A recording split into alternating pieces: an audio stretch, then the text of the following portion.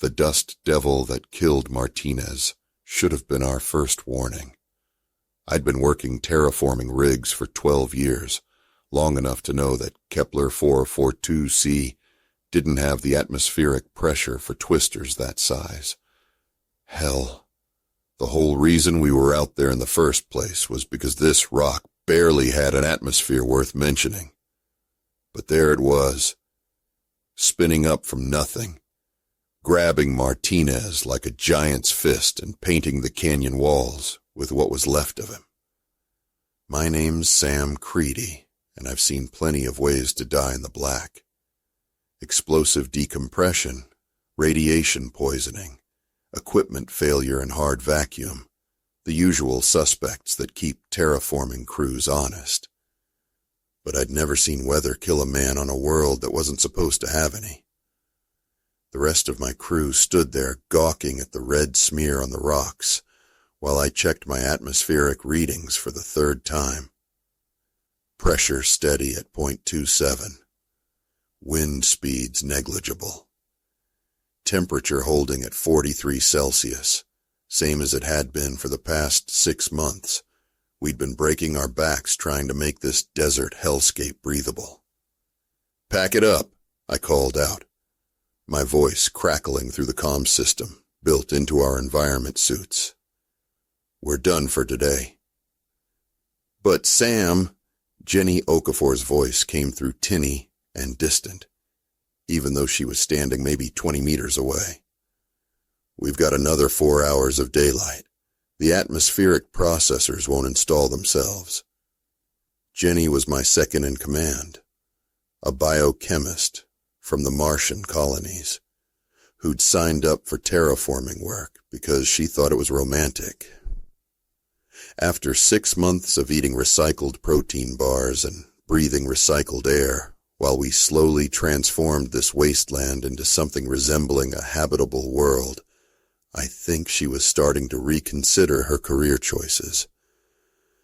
"Martinez just got turned into wall art by weather that shouldn't exist," I said, shouldering my equipment pack.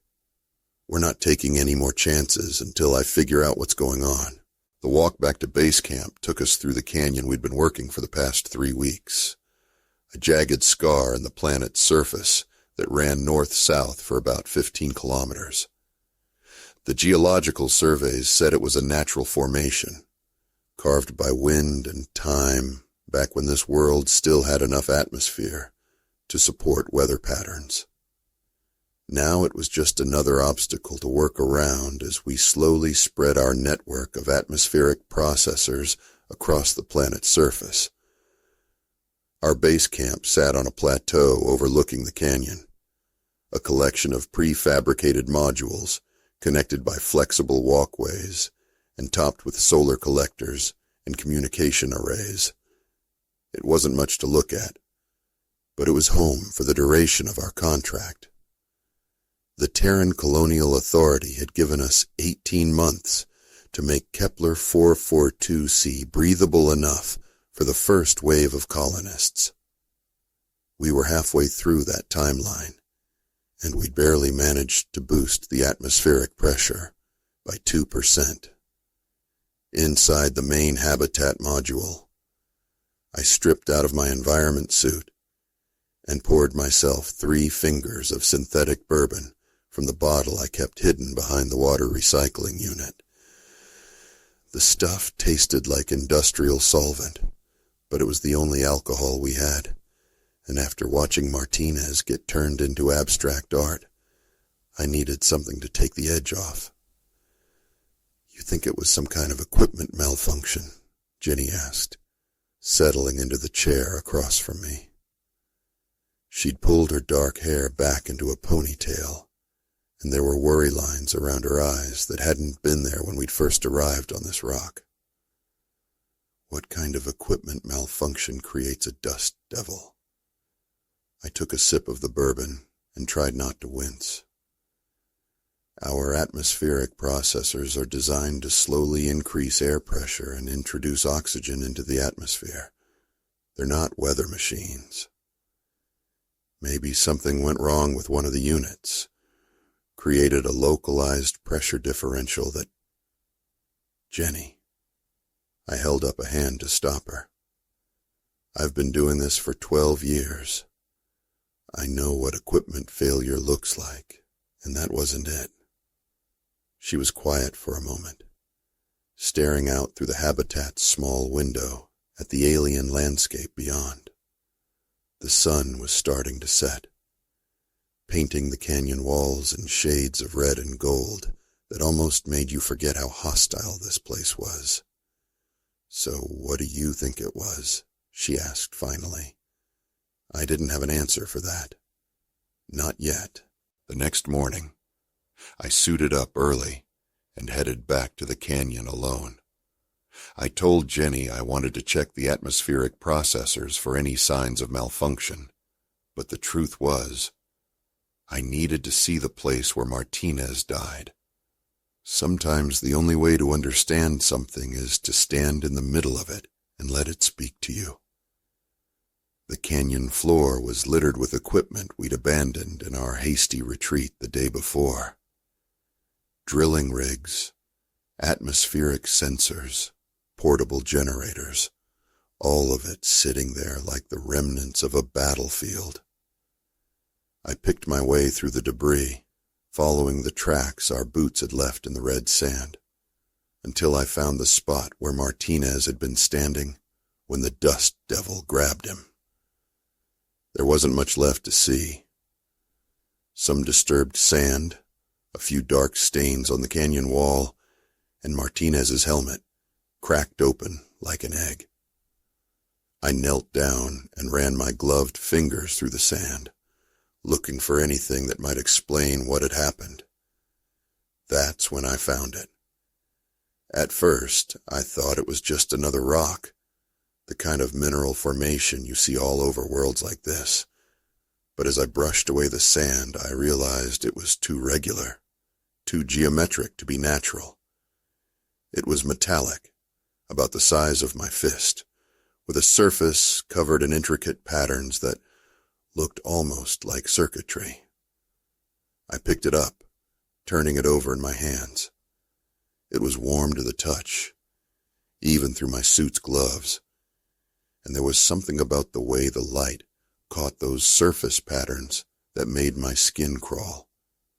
It looked old, ancient even, like it had been sitting in this canyon for thousands of years, waiting for someone to find it. "Sam, you copy?" Jenny's voice crackled through my comm system, making me jump. "I'm here," I said, slipping the artifact into my equipment pack. "Just finishing up the inspection. You need to get back here. We've got company." I looked up at the plateau where our base camp sat and saw them immediately. 3 ships, sleek and angular, settling down on landing pads that hadn't been there when I'd left that morning.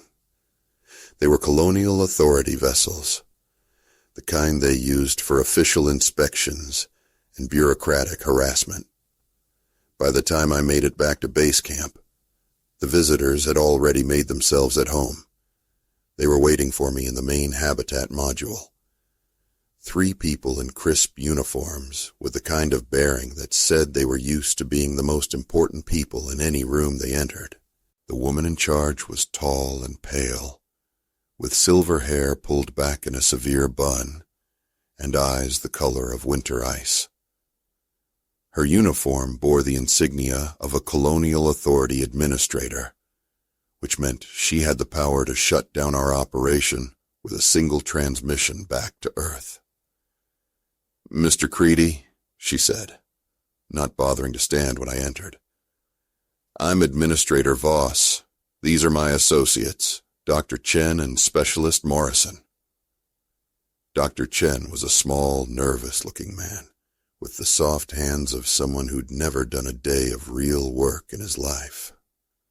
Morrison was the opposite, big, scarred, with the kind of eyes that said he'd seen combat and wasn't impressed by much of anything anymore. "What can I do for you, Administrator?" I asked, settling into my chair and trying to look more relaxed than I felt. The artifact in my pack seemed to be burning a hole through the fabric, even though I knew that was impossible. "We received your incident report regarding the death of crew member Martinez," Voss said, consulting a tablet computer. "The circumstances were unusual. Man got killed by freak weather. It happens." "Does it?" Dr. Chen spoke up for the first time, his voice high and reedy. "According to our atmospheric models, the conditions on this planet shouldn't support the formation of dust devils of the magnitude described in your report." I shrugged. "Models aren't always right. Ask any terraforming crew." "Mr. Creedy," Voss leaned forward, her ice-blue eyes fixed on mine. "The Colonial Authority has invested significant resources in this terraforming project. We can't afford to have setbacks, especially ones that might indicate fundamental problems with our atmospheric modeling. What are you suggesting?" "I'm suggesting that perhaps Mr. Martinez's death wasn't as accidental as your report indicates." The accusation hung in the air like a bad smell. I felt Jenny tense up beside me, and I could see Morrison's hand drift toward the sidearm on his belt. These people hadn't come here for a routine inspection. They were looking for someone to blame. "You think I killed Martinez?" I asked, keeping my voice level. "I think there are inconsistencies in your report that need to be resolved," Voss said. "Until they are, this operation is suspended."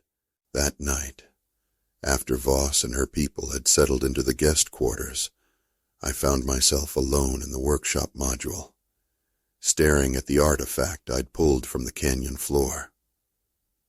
Under the harsh LED lights, the patterns on its surface seemed to shift and flow, like living circuitry adapting to some unknown purpose.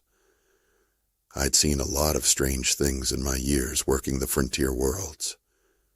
Crystalline formations that sang in the wind, bacterial colonies that painted rainbow patterns across desert sands, rock formations that looked like the ruins of ancient cities. But I'd never found anything that felt quite like this. Something that seemed to be watching me as much as I was watching it. I was so absorbed in studying the artifact that I almost missed the sound. It was subtle at first, like the whisper of wind through the canyon walls. But as I listened more carefully, I realized it was coming from the artifact itself. A low, rhythmic pulsing that seemed to sync up with my heartbeat. That's when the lights went out. Emergency lighting kicked in a few seconds later, bathing the workshop in red illumination that made everything look like a scene from hell. I grabbed the artifact and headed for the main habitat module, but the corridors were filled with a strange, electric humming that seemed to come from the walls themselves. I found Jenny in the communication center, frantically working at a bank of monitors that were displaying readouts I'd never seen before. The screens were filled with scrolling text in a language that looked almost familiar, like something I might have learned in school and then forgotten. "Sam, thank God," she said when she saw me. "Something's happening to our systems. All the atmospheric processors just came online simultaneously, and they're operating at maximum capacity." "That's impossible. We don't have enough power to run more than 3 units at once." "I know, but look at this." She pointed to one of the monitors, which was displaying a schematic of the planet's surface. Dozens of red dots were scattered across the map, each one pulsing in the same rhythm as the artifact in my hands. "Those are all the atmospheric processors we've installed over the past 6 months, Jenny said. "But there are others, dozens of them, in places we've never been."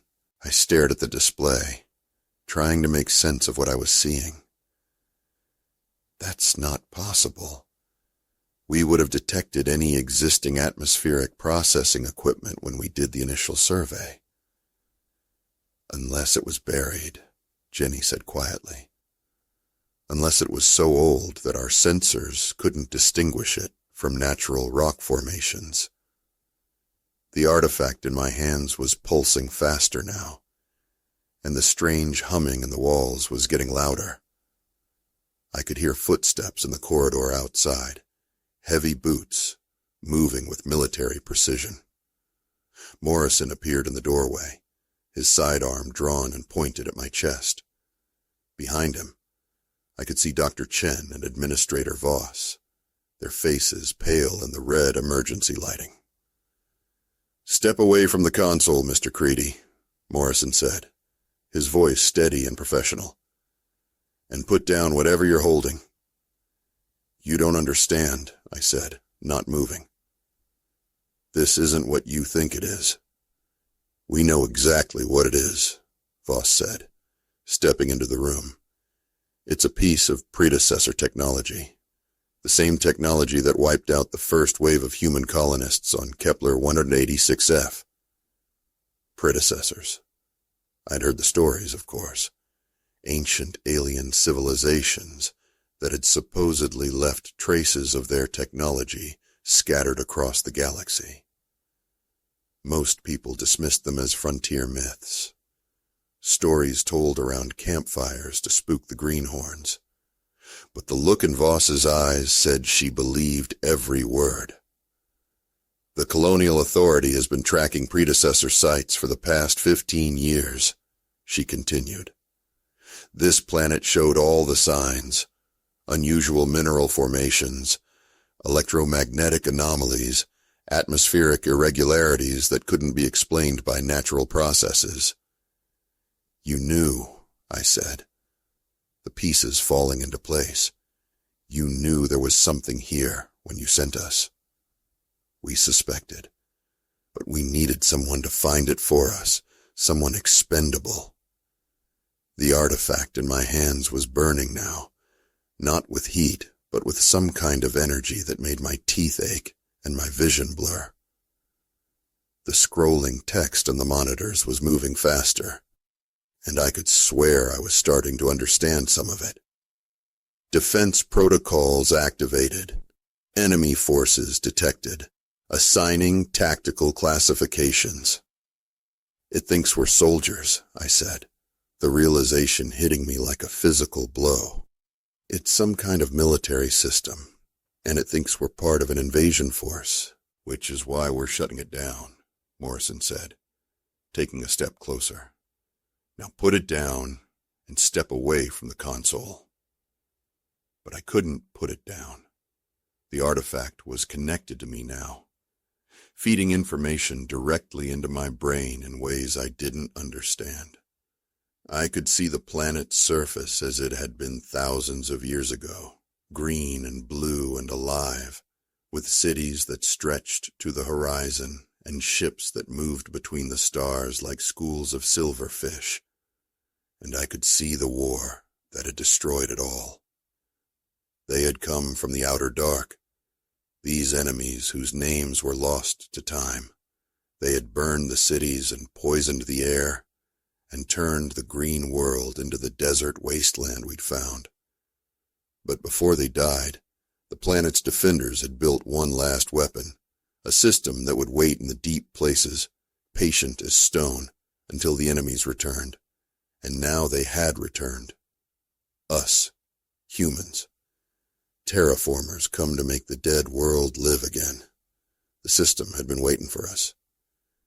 "It's not evil," I said, trying to make them understand. "It's just doing what it was programmed to do, defending its world from invaders." "By killing Martinez?" Jenny asked. "Martinez was classified as an enemy combatant. The system used localized atmospheric manipulation to eliminate the threat." The words were coming out of my mouth, but they felt like someone else's thoughts. I've been reclassified as a command unit. Specialist Morrison is designated as enemy infantry. Dr. Chen is support personnel. Administrator Voss is command structure. Morrison's finger tightened on the trigger. Sam, you need to fight this thing. It's in your head. But I wasn't fighting anymore. I was understanding. The system wasn't just a weapon. It was a library, a repository of knowledge accumulated over millions of years of galactic civilization. It knew things about terraforming that we'd never dreamed of, techniques that could transform a world in decades instead of centuries. It could teach us, if we let it. The atmospheric processors, I said, turning to Jenny. They're not just increasing air pressure. They're following a pattern, a sequence that will restore the planet's original ecosystem. But they need guidance. They need someone to coordinate the process. Someone like you? Voss asked, her voice sharp with suspicion. Someone like us, all of us.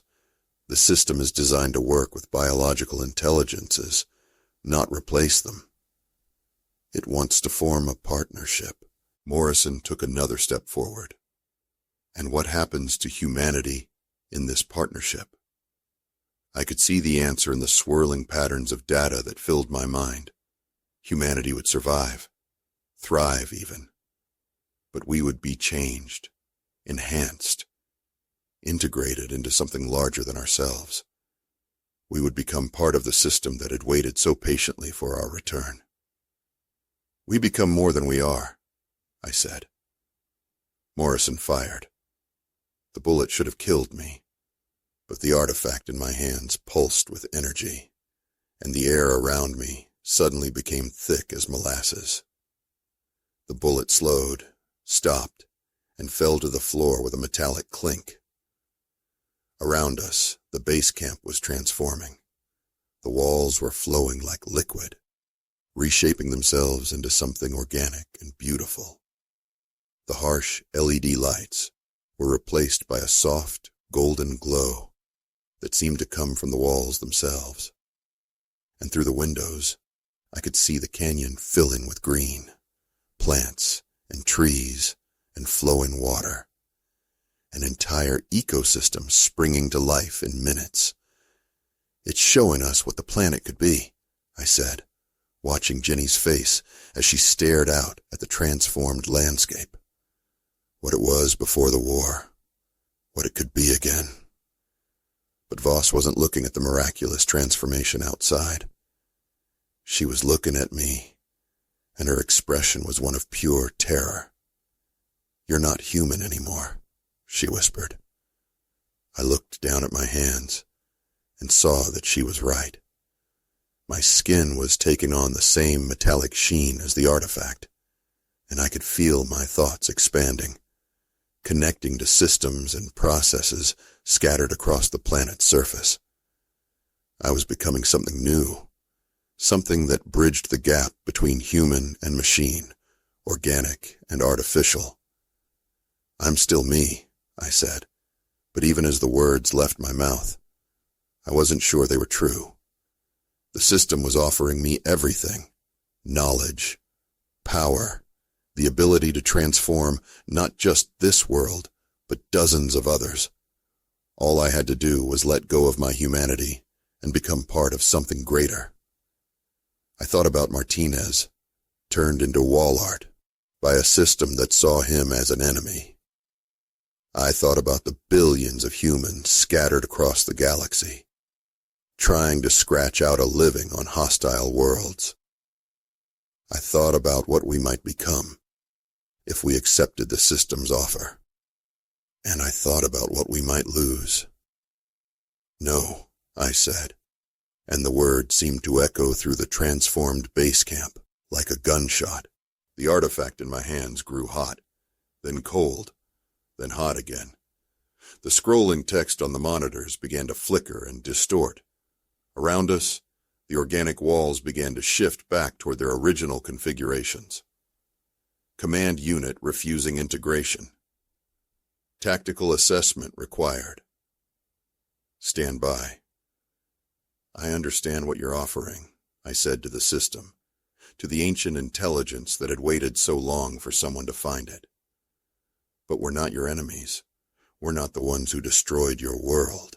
We're just trying to build something new. The response came not in words, but in images. Flashes of memory from the long war that had consumed this world. I saw the invaders as the system remembered them, and they were nothing like humans. They were something else entirely. Something that consumed worlds the way locusts consume crops. Classification error. Updating threat assessment. Humans neutral. The transformation around us slowed, stopped, and then began to reverse. The walls returned to their original prefabricated configurations. The golden light faded back to harsh LEDs. But outside, the canyon remained green and alive, a testament to what was possible when two different forms of intelligence worked together instead of trying to dominate each other.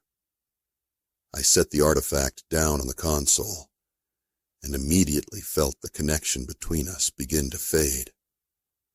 I was becoming human again, limited and mortal and wonderfully, terrifyingly free.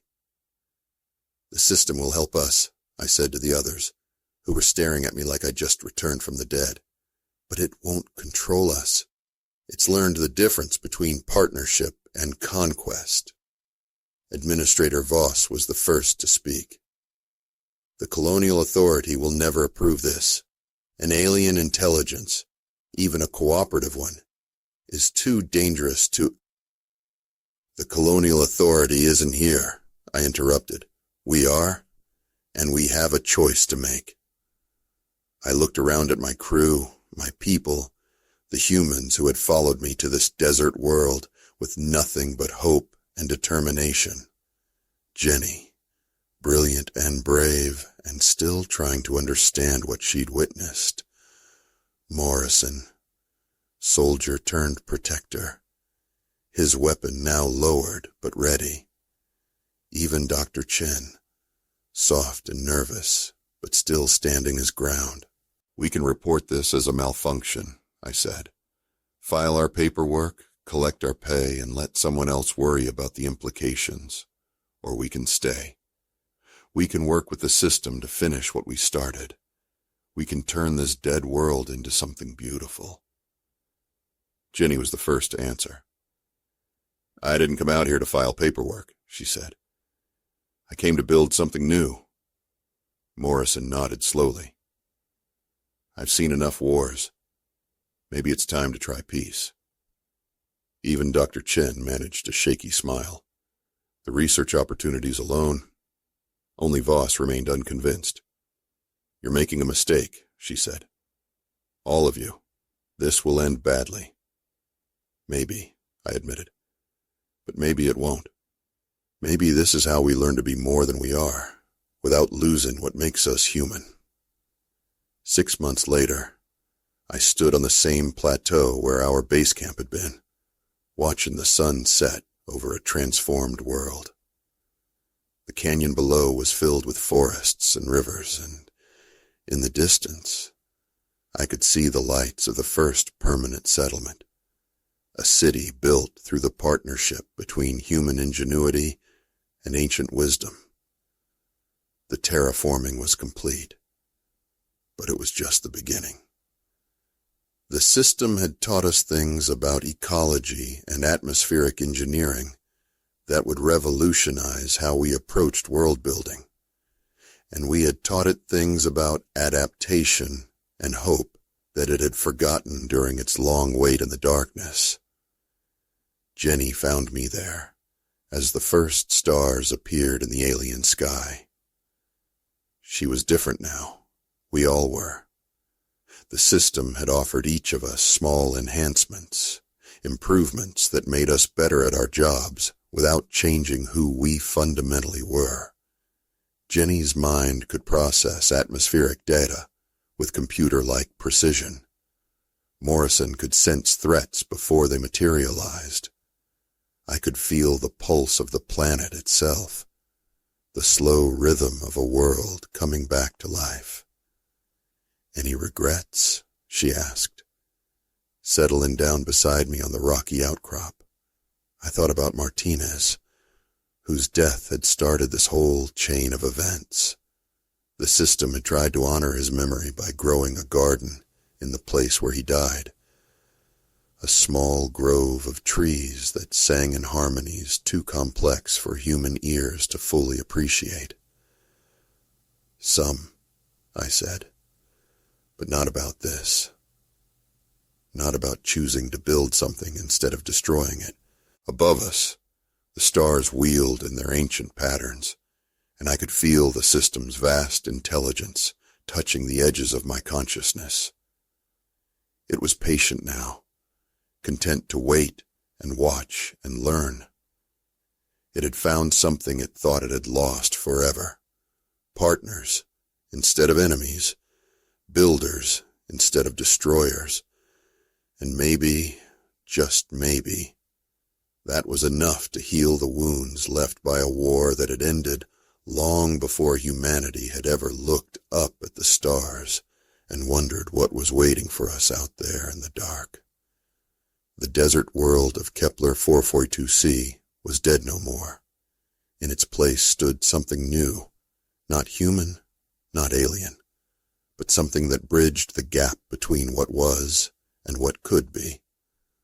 A world where two different forms of consciousness had learned to work together, to build something greater than either could achieve alone. It was a good place to call home.